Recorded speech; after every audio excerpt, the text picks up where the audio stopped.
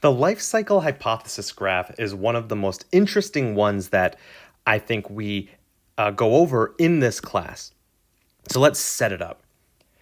Here on the bottom, we're going to have the overall T, right? T is my year of life. This is my year of life. And as we've talked about before, the reason why we would stack these vertically is because this is going to be our T as well, right? Our year of life. And what we're going to do is we're going to start at 0. So we're just going to assume this is the beginning of adulthood and that there's going to be at some point we are going to retire. We'll call that R. And then there's going to be some time that we will die, which is going to be L. So L is going to be the end of life. We can match these up here, just like we would do if we were stacking any sort of graph. So this would be the same as R, and this one will be the same as L. So that's our horizontal axis. Now, what are we going to be measuring on our vertical axis? Well, on the bottom, we'll measure the wealth, and we'll start on the top by measuring overall consumption and savings. So we're going to measure kind of both of them up here. So let's give a little bit of information. Let's say that there's some level, right? We know there's going to be some level of Y bar. That's my yearly earnings.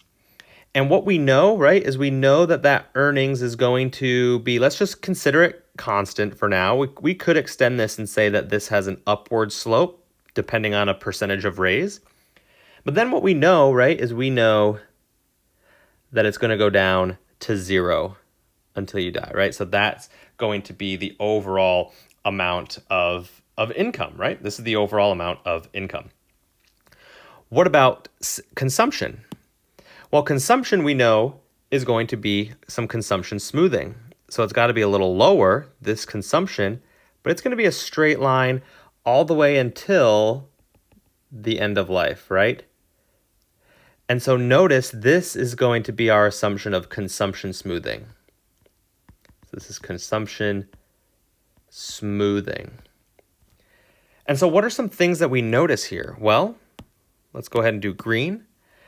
We know that this part of your life, all of this is all the saving that you're doing. The area here is going to be the total amount of saving. What happens as you save? Well, as you save, your wealth increases. Now, this isn't drawn to scale, but what that would mean is that all of this area would be exactly the same as that area that we see there. And then what do? How do we consume? Right? How do we end up consuming still up here, right? We're still consuming up here even though we're not making any money. Well, we're actually consuming out of our savings, and we call that dis-saving. So this area is dis-saving. And what happens to my wealth? My wealth goes all the way down until it gets to 0. So we have this amount of dis-saving, and if we're assuming the interest rates are equal to 0, which we are, that must also equal the same amount that we have saved and that same amount of wealth that we've accumulated.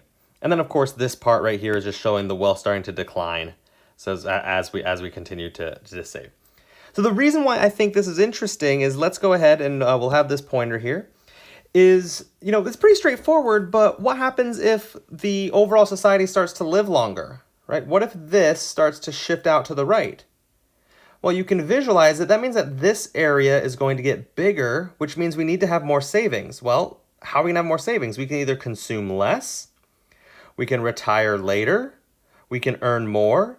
But as society starts to age, we have to figure out a way to handle that. What if you as an individual want to retire sooner? Well, that's going to expand the amount of dis-saving you're going to do, and it's going to limit your amount of savings. So you have to figure out, okay, do I consume less over time? Do I make more? Do I make better investments so my wealth goes up at a faster rate? So this very simple life cycle hypothesis model gives us a lot of information on how policy should be arranged and how individuals could make their choices. So we're assuming consumption smoothing, which maybe we don't want to, but you can change a ton of things in this model, which is why one of my favorite ones to show to students.